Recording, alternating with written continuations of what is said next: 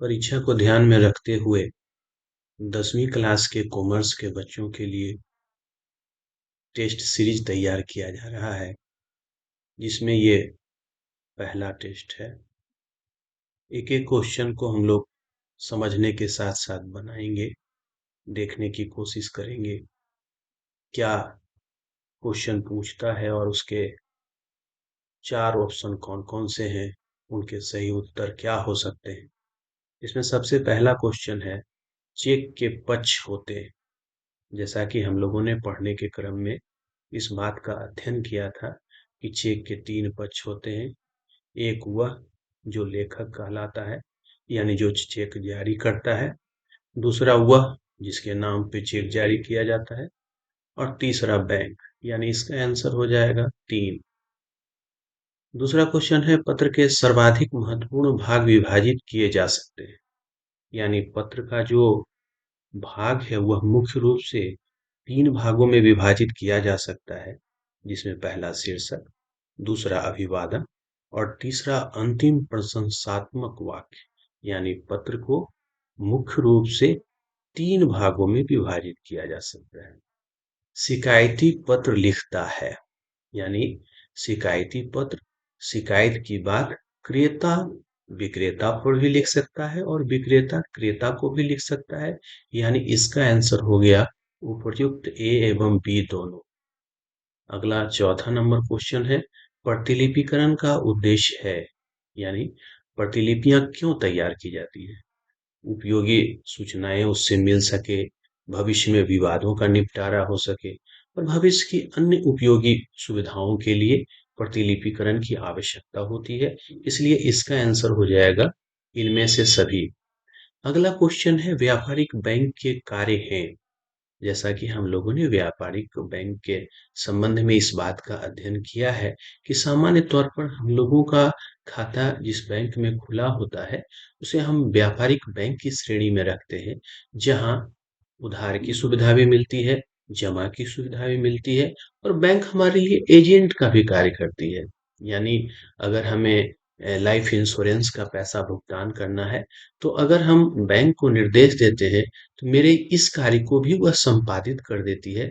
इस प्रकार से हम लोगों ने देखा कि बैंक उपर्युक्त तीनों काम करती है, इसलिए इसका आंसर हो जाएगा उपर्युक्त सभी कार्य। अगला क्वेश्चन है, संदर्भ पत्र लिखने की आवश्यकता कब होती है? तो सबसे पहले ये जान लेना आवश्यक है कि संदर्भ पत्र लिखने की आवश्यकता तब होती है जब कोई व्यक्ति किसी की आर्थिक स्थिति या उसके विवरण को जानना चाहता है, तो वह संदर्भ पत्र लिखता है। सामान्य तौर पर उधार खरीद बिक्री की स्थिति में ही संदर्भ पत्र लिखने की आवश्यकता होती है। इसलिए इसका आंसर होगा जब नए ग्राहक को उधार माल बेचा जा रहा हो। पूछताछ पत्र लिखता है, यानी कहने का मतलब है कि उसे वस्तु खरीदना है और वस्तु खरीदने के संबंध में कुछ विस्तृत विवरण जानना चाहता है, तो ऐसी परिस्थिति में क्रेता विक्रेता से पूछताछ पत्र लिखता है। तो इसका आंसर हो जाएगा क्रेता। आगे है, पत्रों के प्रकार होते हैं। पत्रों के 3 प्रकार होते हैं, यानी कि व्यक्तिगत पत्र, व्यापारिक पत्र और सरकारी पत्र। आने वाले पत्रों को चढ़ाया जाता है, आने वाले पत्र को पत्र प्राप्ति पुस्तक में चढ़ाया जाता है। यहाँ पे ये ऑप्शन नहीं है, इसलिए इसका आंसर हो जाएगा इनमें से कोई नहीं।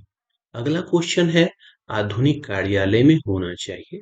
आधुनिक कार्यालय में फर्नीचर भी होना चाहिए, अच्छा भवन भी होना चाहिए और पत्र भी होना चाहिए। इनमें से सभी इसके आंसर हो जाएंगे। कौन सा व्यापारिक कार्यालय का कार्य नहीं है? कहता है कि निर्णय करना व्यापारिक कार्यालय का कार्य नहीं है, संपूर्ण व्यावसायिक संस्था का केंद्र बिंदु है। यानी संपूर्ण व्यावसायिक संस्था जो संचालित की जाती है वह कार्यालय से होती है, इसलिए इसका आंसर हो जाएगा कार्यालय प्रबंध। डाक व्यय रजिस्टर में लिखा जाता है। डाक व्यय रजिस्टर में डाक व्यय की भी चर्चा होती है और पत्र किसे प्रेषित किया जाता है इसकी भी चर्चा की जाती है। इसलिए इसका आंसर हो जाएगा उपयुक्त एवं बी दोनों। प्राप्त पत्रों का कार्यालय की मोहर लगाते हैं।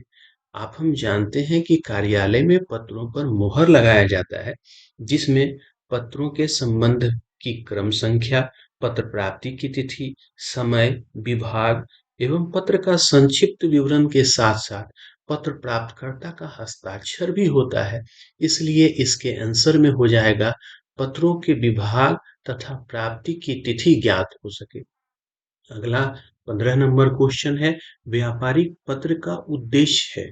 पत्र व्यापारिक पत्र क्यों लिखा जाता है? ताकि नए ग्राहक बनाए जा सके, अच्छा साख का निर्माण हो, व्यापारियों को प्रेरित किया जा सके, यानी इसका आंसर हो जाएगा इनमें से सभी। अगला 16 नंबर क्वेश्चन है, श्रेष्ठ व्यापारिक पत्र की विशेषता है, यानी अच्छा पत्र किसे हम समझेंगे? जिसमें प्रभावशीलता हो, विनम्रता हो और शुद्धता हो, यानी इसका आंसर हो जाएगा इनमें से सभी। पूछताछ पत्र के उत्तर में जो पत्र लिखा जाता है उसे कहते हैं, यानी पूछताछ के संदर्भ में जो पत्र लिखा जाता है उसे निर्ख या कोटेशन पत्र कहते हैं, जिसमें कि पूछने वाले को संबंधित वस्तु के संबंध में सारी जानकारी दी जाती है।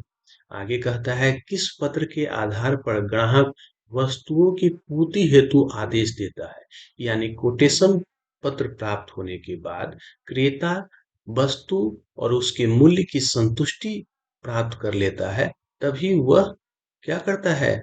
वह पूर्ति का आदेश देता है। अगला है, संदर्भ पत्र का उत्तर हो सकता है, यानी आप किसी के साख की स्थिति अगर बैंक से जानना चाहते हैं तो बैंक उत्तर नहीं भी दे सकती है, सकारात्मक उत्तर भी दे सकती है और प्रतिकूल उत्तर भी दे सकती है, यानी इसका आंसर हो जाएगा उपर्युक्त सभी। अगला क्वेश्चन है 20 नंबर, वाणिज्यिक बैंक के कार्यों में शामिल है। तो वाणिज्यिक बैंक में जमा भी स्वीकार किए जाते हैं, ऋण भी प्रदान किए जाते हैं और लॉकर की भी सुविधाएं होती है। आज की परिस्थितियों में व्यापारिक बैंक वाणिज्यिक बैंक में हमारे खाते होते हैं और इन सारी सुविधाओं से हम लोग अवगत हैं। अगला है, जमा स्वीकार करना बैंक का प्राथमिक कार्य है। प्रतिलिपिकरण 22 नंबर क्वेश्चन, प्रतिलिपिकरण कहते हैं पत्र की प्रतिलिपि लेने की कला को कहते हैं। अगला क्वेश्चन है 23 नंबर, आदर्श प्रतिलिपिकरण का गुण है, यानी अच्छा प्रतिलिपिकरण कैसा होना चाहिए? उसमें मितव्ययिता का गुण होना चाहिए, सरलता का गुण होना चाहिए और वो सत्य होना चाहिए। ये सभी इसके आंसर हो जाएंगे। अगला 24 नंबर क्वेश्चन है, डेबिट और क्रेडिट नोट तैयार किया जाता है। डेबिट और क्रेडिट नोट विक्रेता के द्वारा तैयार किया जाता है, जिसके क्रेता के लेन-देन की स्थिति का विवरण होता है इसमें, इसलिए इसका आंसर हो जाएगा विक्रेता द्वारा। व्यापारिक पत्र के अंग हैं। व्यापारिक पत्र के शीर्षक भी अंग है, अभिवादन भी अंग है, अंतिम प्रशंसात्मक भी अंग है, यानी इसका आंसर हो जाएगा उपर्युक्त सभी। जो बिल लिखता है उसे हम लोग लेखक कहते हैं। बिल भुगतान के लिए कितने दिन की रियायती दिन के रूप में दिया जाता है, यानी जिसे हम अनुग्रह दिवस के रूप में भी जानते हैं, वह 3 दिनों का होता है।